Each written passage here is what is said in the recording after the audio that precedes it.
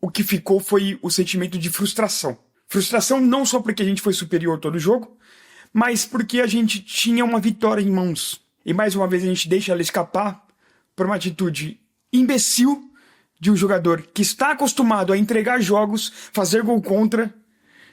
Corinthians 1, Internacional 1, partida lá no Beira-Rio. O Corinthians veio com um esquema tático parecido com o que foi contra o Flamengo, mas por conta de peças que o Dorival escolheu, a dinâmica foi um pouco diferente, tá? Basicamente o Corinthians dessa vez tinha 3 zagueiros fixos, né? O Anrileri ali improvisado como terceiro zagueiro, então a gente tinha Kaká, e aí eu não entendo de verdade, eu não entendi a escolha do Dorival pelo Kaká ao invés do Tchoka.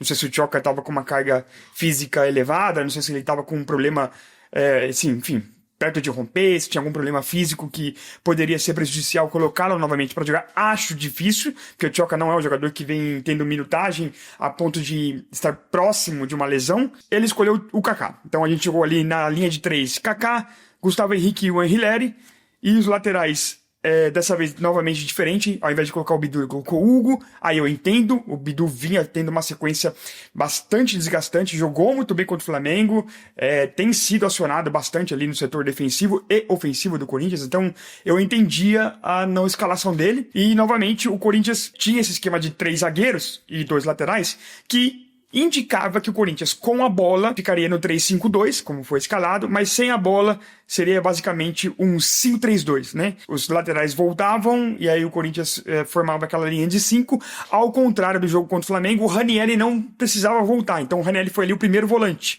Ele, literalmente, ele tinha aquela última contenção antes da zaga, era o Ranieri. Ele jogou bem, tá? Até ali o finalzinho do primeiro tempo ele estava muito bem no jogo, como basicamente o Corinthians todo. O Corinthians não jogou mal, né?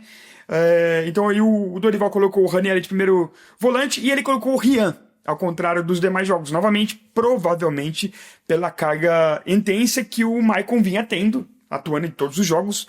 O Dorival ama o Maicon, então eu falei, bom, o Rian não é um segundo volante, ele não tem essa característica de atacar, de ser uma peça, um elemento surpresa, uma peça surpresa ali no ataque, ele nunca foi esse jogador. E o que se confirmou no jogo, basicamente tinha 2 linhas de volante, né? Então o Ranieri e o Rian quase que jogavam lado a lado e o Breno Bidon isolado ali no meio, tentando acionar os 2 atacantes, que dessa vez foi o Vitinho e o Guinegão. Até que aos 10 minutos, numa jogada bem trabalhada pelo Corinthians, muito bem trabalhada, o Ranieri pegou a bola ali pela lateral esquerda, ele já estava um pouco mais avançado, entre a intermediária ali, ele pegou, fez um passe de calcanhar pro Anrileri, que fez uma linda inversão ali pro Mateuzinho, o Mateuzinho que dominou muito bem a bola e jogou na cabeça do Guinegão.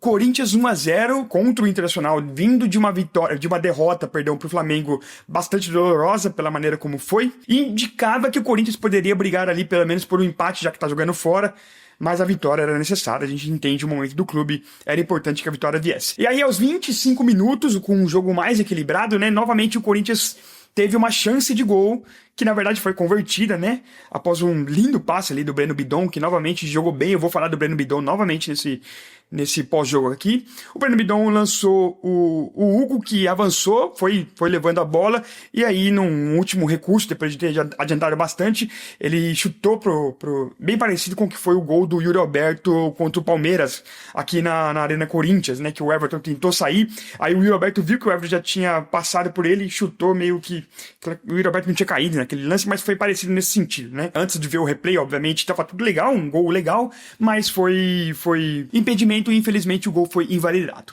E aí logo em seguida, tá?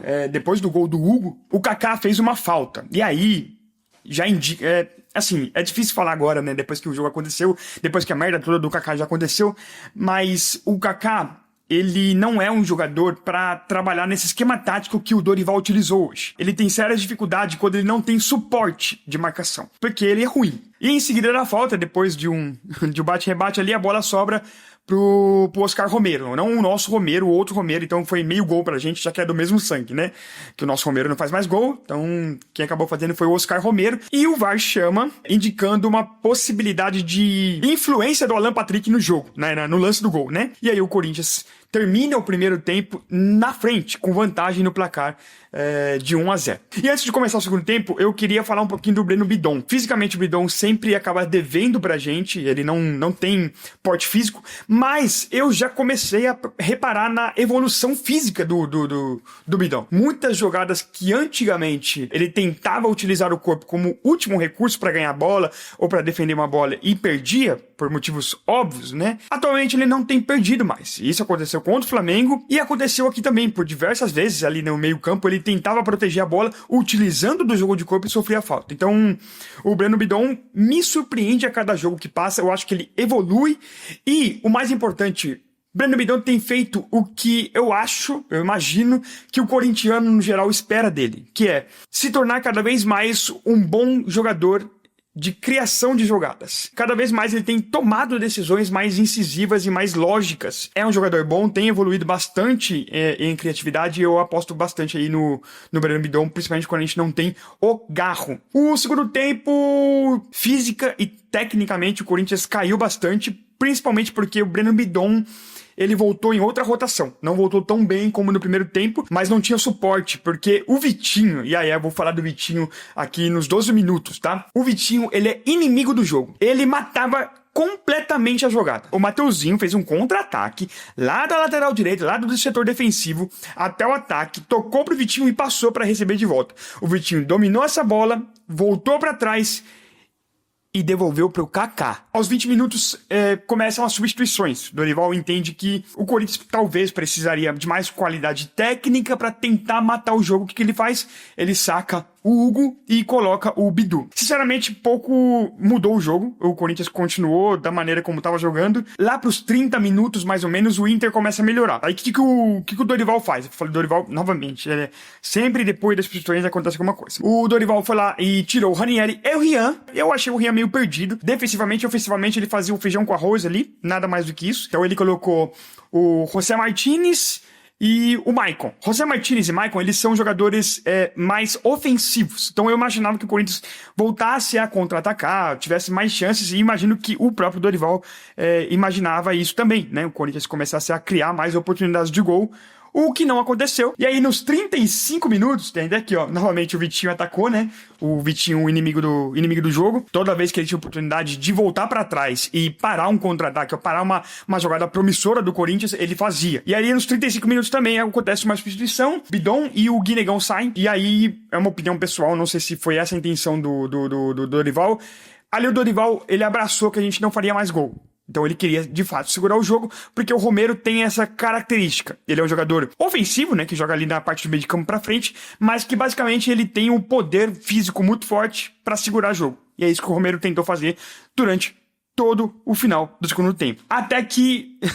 e aí acontece o que a gente já imaginava no cenário em que o Kaká está atuando. Ou ele vai fazer um gol contra, ou ele vai cometer alguma gafa, alguma cagada que vai gerar um gol do adversário, ou ele basicamente faz pênalti. E foi isso que ele fez, tá? O juiz terminou a partida. Ele finalizou o jogo.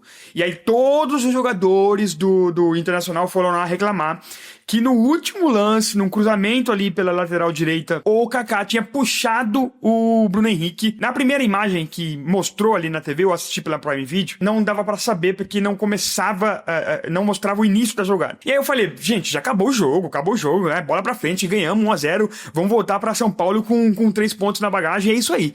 Só que aí eu vi que quem tava no lance era o Kaká. E aí na hora, a única coisa que eu pensei foi, do Kaká eu espero qualquer coisa. Então, a chance de ser pênalti pra mim era grande. E aí, quando eu vi que o juiz estava ali ajeitando o ponto dele pra falar com o VAR, eu nem tinha visto a imagem definitiva, que pra mim foi pênalti, tá?